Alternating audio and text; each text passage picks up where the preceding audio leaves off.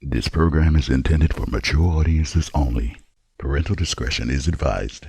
The opinions shared on this program may not necessarily reflect the views of the program, the host, or any of our advertisers or affiliates. I grew up in the Caribbean. My dad's from Trinidad. My mom's from St. Lucia. My father was a minister. I grew up in the church. We were under that scrutiny as the pastor's kid. You were supposed to be perfect. You're talking about two girls growing up in the islands, and all of a sudden, bam, you're in America. Questions that I had about men and about myself and all of these emotions and feelings that I had conflicted with what I was learning about God and the church. And that conflict happens in life and love and relationships. I am a mother. I raised 3 boys, but most of all, I am a woman whose heart has been broken, who has gone through divorce, who knows what it feels like to lose somebody, and who knows what it feels like to desire somebody in your life that gets you and you get them. I know that being authentic and being real in this world opens you up to a lot of criticism, a lot of judgment. But I'm hoping that the show will be so authentic and so real that it really will touch people who are kind of living in the dark. There's no balance.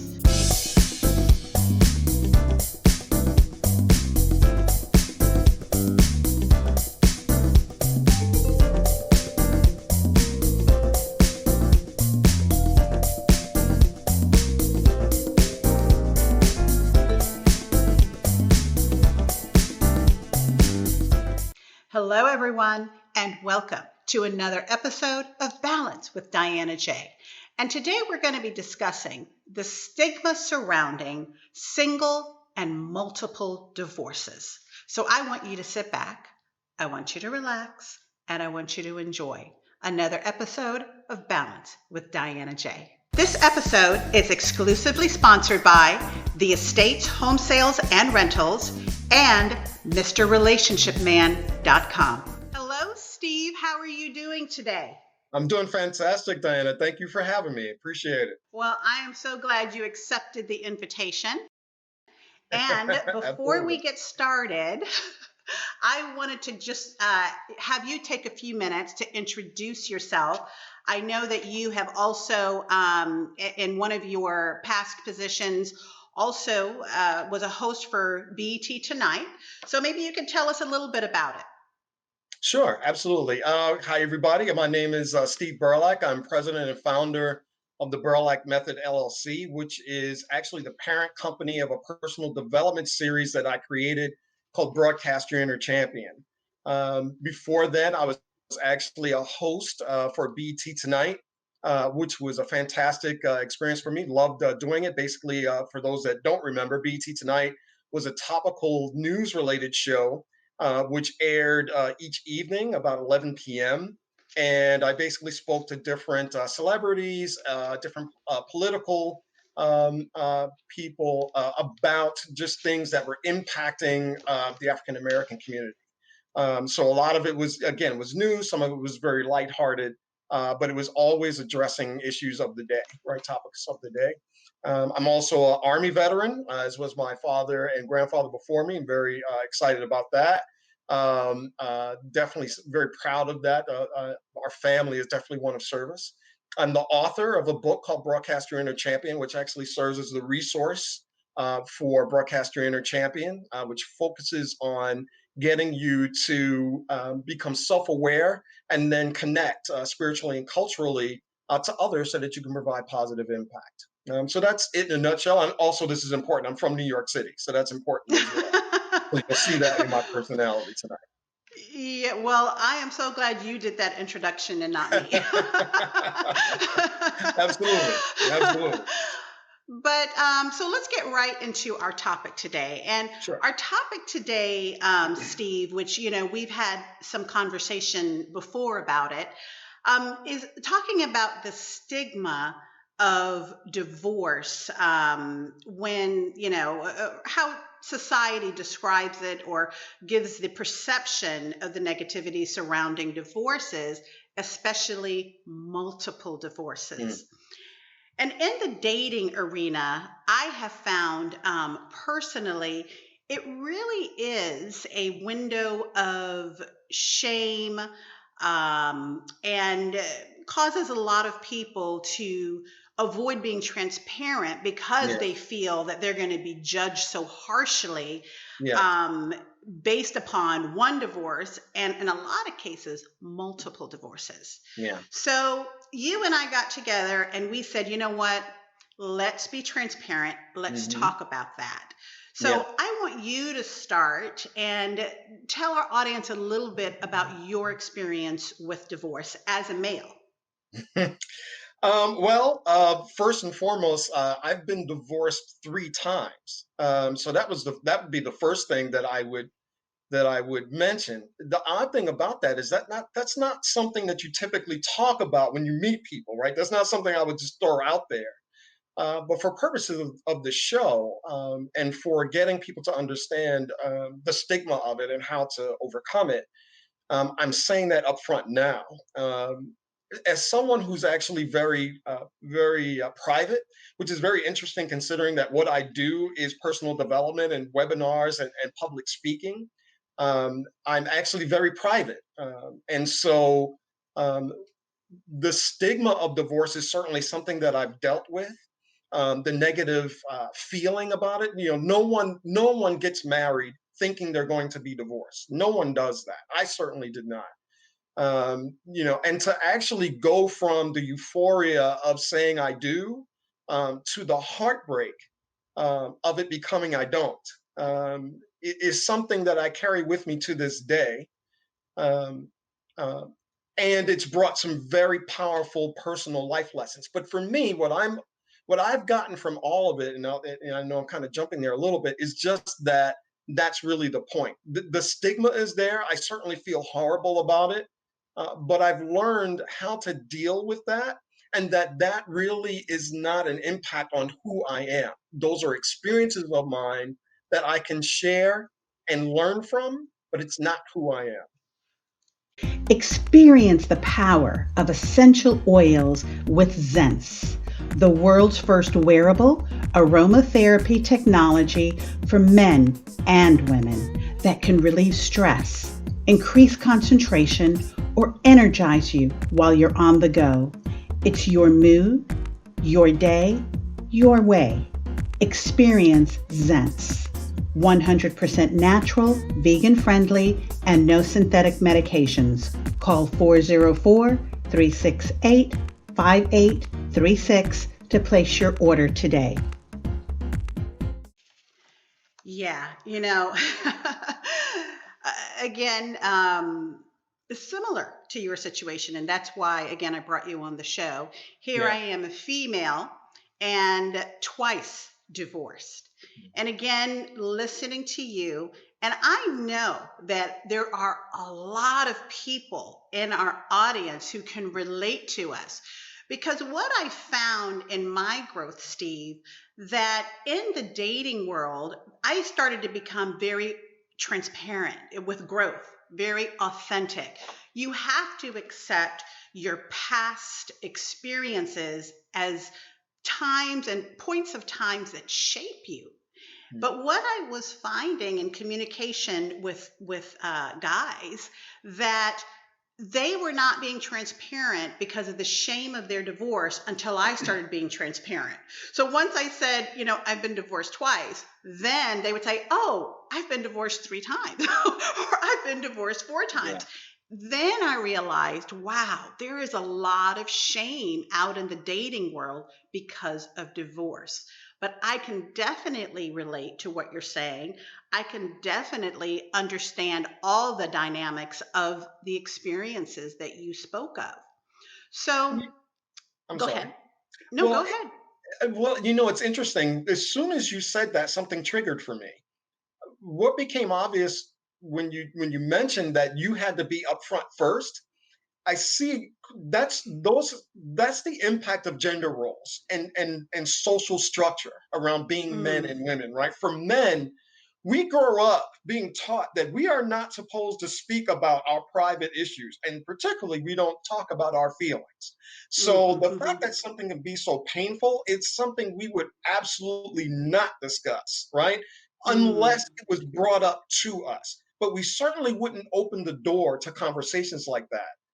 I've been rather fortunate I don't, maybe fortunate's the wrong word. I would say that because of how I grew up with my family, the support that I had, I actually have been much more open about that, even that, given that I am a private person, with people that are close to me, right? I do open up and speak to the people that I trust about that. And certainly with my divorces, I was able to talk to a very specific few people, and share my feelings with them. Now, in terms of dating, that certainly is not something that I would step forward and say right off the bat. I mean, there's such a balancing act that you have to to walk when it comes to dating again, because you don't want to just regurgitate all of your stuff right on that first date. Like that's the last like, thing you want to do on the first wait a date. minute. Yeah, I've been divorced 3 times. I don't particularly care for women. I don't like this. I don't like that. That's not necessarily how you want to conduct yourself on the first date. So there really is a fine balancing act there. For men in particular, the challenge is that we don't open up about our feelings typically. And so I can see that being a double whammy for young ladies out there who are trying to date, and really literally having to peel the onion with us, maybe multiple times. So I can imagine that's frustrating for the ladies out there. It is. And, it's interesting that you say that. And that's one of the reasons I wanted to have this discussion, because like I said, divorced and dating is really different. I think, in my experience, from single and dating. Yes. And I think from the woman's side of the scenario, I think we looked at, or I used to look at it as the men looking at me as though I did not know how to basically keep a man. And when you think about the stories like the Elizabeth Taylors, and let's just talk about Halle Berry and their multiple marriages, the first thing that I hear men saying is that something must be wrong with her, or something that, and it's like, so again, society, their perception, it really does ring, just kind of stay in the back of your head when you're going through that dating process. Yes. But what I want to, talk a little bit about with you is the fact that what I found is that with growth, there was freedom and transparency and accepting what I had to go through. Did you find that also? Yes, I would say that that's absolutely true. And I think the key for me is understanding what that growth was about, like what spurred it. And the reason why I say that is because people can go through the same thing over and over and over again. They can go through the same trial over and over again. Some people live their entire lives relearning the same lesson. Yes. And that's because they have not grown. They haven't really understood what the trial was about. In this case, we're talking about divorce, right? But divorce, like any other trial in our lives, has a specific purpose. And what I've learned is that for me, I wasn't able to really step forward. In fact, the reason why I was divorced 3 times was because I didn't learn the lesson, right? I didn't understand what was actually happening in my marriages that caused the divorces in the first place. And here's the tough part of the lesson that I learned. It had nothing to do with them.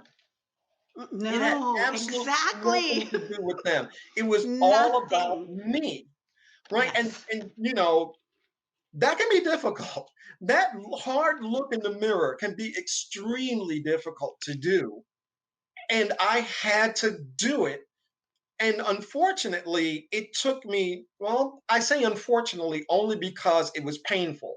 I actually get away from words like that. It wasn't fortunate or unfortunate. It was simply my path, right? My path was to go through it 3 times before I finally understood why I was getting divorced and that it was all about me. And there were issues that I had to address first and foremost. And it gets to the whole idea of dating in the first place. You Yeah, shouldn't date anyway unless you have some things about you figured out. If you haven't figured yourself exactly. out, then don't even bother going out on dates because you're going to confuse yourself and you're going to confuse them too. And you're just going to have a whole Yes. lot of confused mess. So for me, it was about what lesson did I had to learn. And that was the tough part, learning that lesson. We are in a fragile real estate market, and maybe you are wondering where you stand with your property. Well, guess what? The Estates Home Sales and Rentals are experts in this type of market, and they're ready to help you in the areas of residential, commercial, rentals, land sales, and acquisitions. Give them a call at 407-930-0626 or visit them at theestatesflorida.com. And don't forget to let them know Diana J sent you. Yeah, I think, Steve, what happens, and I had to think really hard, even deeper, knowing that we were going to have this open conversation, about our own experiences. And I think one of the patterns or the cycles that happen with multiple divorces is that, and you tell me if you agree or not, I think that what happens once we have a taste of marriage, we know the value of marriage.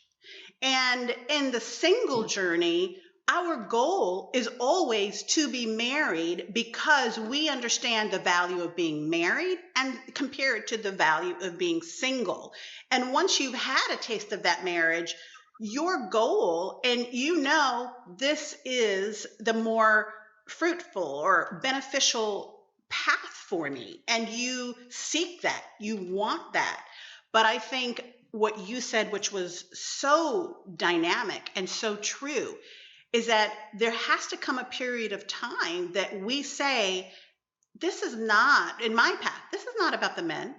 Diana, why are you finding yourself in the same situation, going down the same path, and it's not working? So it really was a deep within myself search to find out what really was I looking for.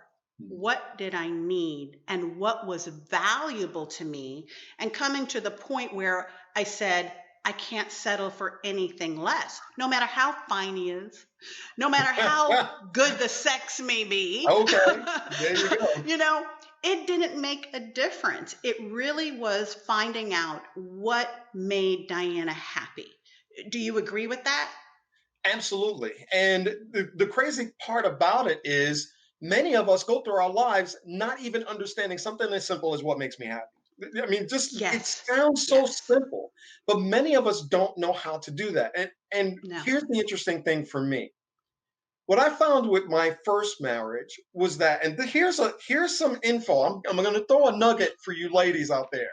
Here's some Yeah. info Yeah. for you. Men actually have an internal clock when it comes to relationships, right? We talked about ladies having this internal clock, right? This, Mhm. that they want to move forward with relationships because of, the things that they go through in terms of being able to have babies, et cetera, et cetera. But men Mhm. have this internal pressure that we feel as well, particularly if we're educated and if we're forward thinking, right? As a Mhm. forward Mhm. thinking, educated man, I'm thinking I must be married by this point because it's a reflection, right, of who I Mhm. am, that I'm stable, that I'm intelligent, that I can be the head of a household. Like we actually face this pressure. We don't talk about it really much. We don't discuss it amongst our friends. But I know for me and with the men that I have talked to, we do feel that pressure. And for me, Mm. that my first marriage, I literally was feeling that, right? I was 29. And so I was actually feeling like I should be married by now. I'm moving up in my career. I should have a family. I should have a wife. I should be going to these company functions with a wife, right? Not, just a different girl every time. And so that led to some real issues, right? Mhm. Mhm. Compounding that was that, and this took years for me to figure out, and Mhm. therapy, right? I actually had to go. One of the great things about being in the service was Mhm. that I was able to go to the Veterans Administration and hey, listen, I have some issues that I think I need to deal with, and they were very open and they were a great resource for that. The Mhm. issue Mhm. that I discovered was that my very first relationship with my mother, the very first woman I loved, was complicated. I'll put it that way, right? It was Mhm. complicated. Mhm. If you can imagine, right, my father was killed in Vietnam when I was 7 months old, right? So my Mm. mother is growing up with me at a young age, having a child at a time where that was absolutely frowned upon. Like when, I'm a Mhm. little older. Mhm. So with me at the time that I was a young baby, it was frowned upon for a woman to be single, unmarried, and have a child, right? Literally, women were sent down south for stuff like that. They were sent away, right? Mhm. And my Mhm. mother faced that, and it had an impact on my relationship. Now, I was very much like my dad, right? From everyone I Mhm. spoke to in my family, I was very much like my dad. And so there were some serious concerns and issues that I had with my mom, based on the fact that, she couldn't separate that, right? And Mhm. so there Mhm. were several issues there. For me, one of the things that I discovered was that I kept trying to fix that relationship with my mom with Mhm. my marriages. I kept trying, Yeah. for number one, I kept searching for the same spirit in the women Yeah. I was looking for, right? Mhm. Mhm. The crazy part was I didn't like it, but Mhm. it was what I knew. I was Mhm. comfortable with it. Mhm. And so I Yeah. kept reaching out for the same type of woman. And guess what? It wouldn't work, right? No. Again and again and again, it wouldn't work. Now, again, it's not about the women. They're perfect for someone else out there who's looking for Exactly. her, right? She's perfect for whoever's looking for her. As it turned out, I wasn't looking for her. I was trying to fix something else. Yeah. And Yeah. that was on me. And that was something that I had to really internalize. It took me 3 marriages to get there. Thankfully, Yeah. I Yeah. am there. I do understand it now. Yeah. But what it meant for me was that not only did I go through the pain of the divorces, but of course the women that I married had to go through that pain as well. So, Yeah. Yeah. that's another life lesson there. Until Yeah. you get the lessons that you need, you don't only impact yourself, but you impact others as well, including those you may not wish to impact, right? Or to Yeah. harm. Yeah. And so it can be very harmful if you don't know who you are. That's why with Broadcast Your Inner Champion, the very first presentation I do is self awareness. You Mm. have to answer the question, So important. who are you? Yeah. Diana, I've asked this question over 25 years in seminars, workshops. I've done keynote addresses where I've asked audiences of hundreds, who are Mhm. you? Diana, it's amazing over these years how many people cannot answer the question. Because guess what? The first thing they answer is, and imagine you, anybody in the audience, listen to this. If I ask you, who are you? The very first thing that most people do is they say, well, my name is Joe Blow. And I'm Yeah. like, well, okay, well, thanks for telling me what to call you. But that Mhm. wasn't my question, right? Right. Who are you? Yeah. Yeah. And the reason why I asked that question first and foremost is because that was the question I had to answer. In Yeah. order to Yeah. be successful in my marriages, in my career, in my business, with my presentations, trust me, I can't talk to other people about self-awareness until I was able to answer who I am, right, in the Exactly. first Yeah. place. And Yeah. many of us are experiencing this life, getting married and everything else without being able to answer who they are. They keep And looking dating. for pieces to complete them. But you must Mhm. be complete before you ever step into a Yeah. relationship, let alone a marriage, right? Yeah. Because Yeah. all that's going to happen from that is pain and suffering. Yeah. You mentioned so many powerful points. And it's funny, Steve, because I do honestly believe when you start waking up to that awareness and you talk to other people who have woken from that awareness, you see the consistency in what we were experiencing and how we came to that revelation. Mhm. Because what you said about your childhood and your first experience, with trying to understand what love is, whether it was through your parents or watching your parents love, there's part of the awareness that we really have to go back and figure out why we were making certain choices. And I love the fact, because this is what I always say, is that it has nothing to do with the men I dated. They were great men. They had great qualities. They weren't just the great man for me. They didn't have the compatibility to love me the way that I needed to be loved, and I didn't have the compatibility to love them the way they needed to be loved. But you don't understand how you need to be loved, what you're seeking for, like you said, sometimes until we hit our head a few times. And for me, coming from a very strong, spiritually rooted home, my goal was to get out of my home. And I wanted to have sex. And I believed that at a very young age, the only way that I could do that, I was told, you have to be married, you have to be married, you have to be married. And again, 52 years old, back then, that's what your goal was as a woman. It wasn't about finding yourself. It wasn't about figuring out your purpose or why you are here on this earth. It was get married. And once I can get married, then I can have all the freaky sex.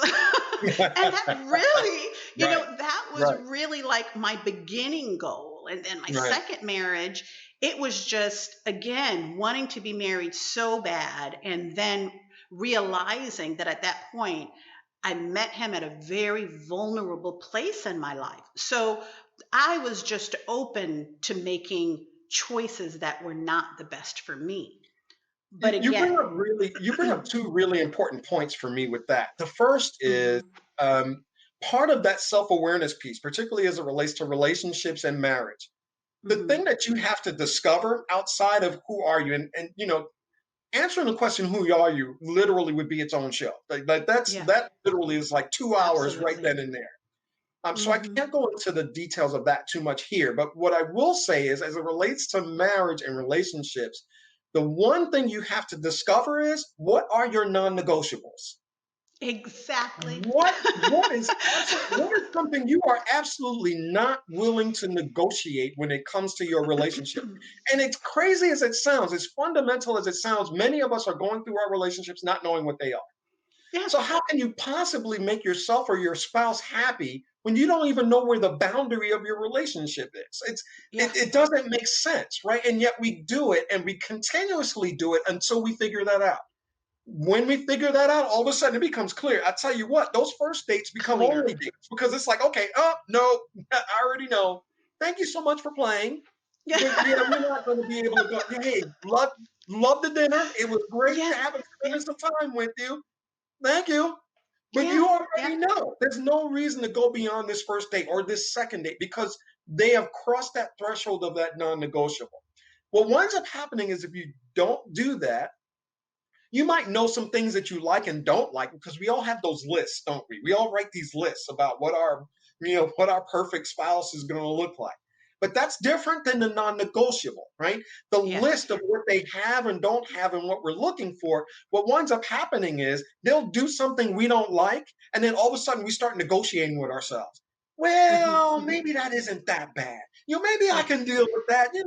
I really like that they do this. I really like that they do that. So maybe I can deal with this, right? As opposed to saying, this is negotiable and I can work with that, or this is simply not negotiable. I already knew this coming in, so thank you so much, right? But we can't rock like that. So that is first and foremost one of the things that I would say. Know your non-negotiables, and it takes time. And it may be something as simple as write out the list. Literally, take a moment and write that list down. The second thing I would say is, one of the issues that we're dealing with here with marriage today, I know that I deal with, and all of us, I think, do. The social construct of what marriage is has changed so much over the decades, in large part because gender roles have changed, right? The way we even think about something as simple as gender roles really has changed how we view relationships, how we enter relationships, and how we negotiate with our partners, our spouses, about what to do and not do, right?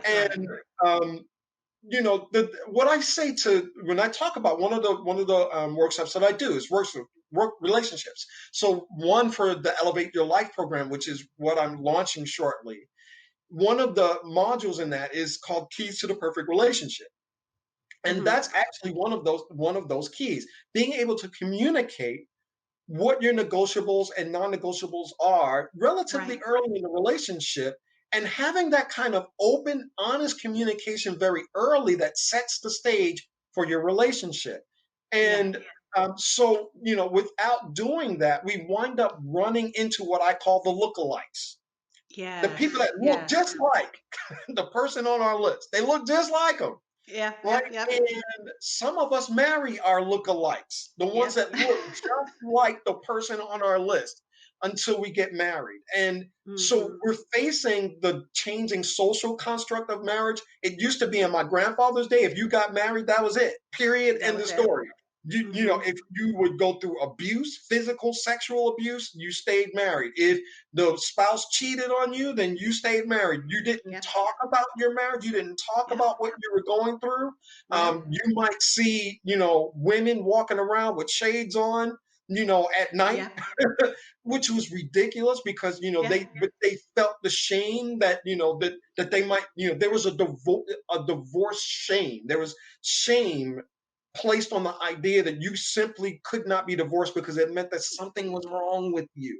And Yes. I'm here to Yes. tell you, it doesn't mean that something's wrong with you. It means that you're going through your life lessons. You're learning your Yeah. life lessons and you're growing as you should.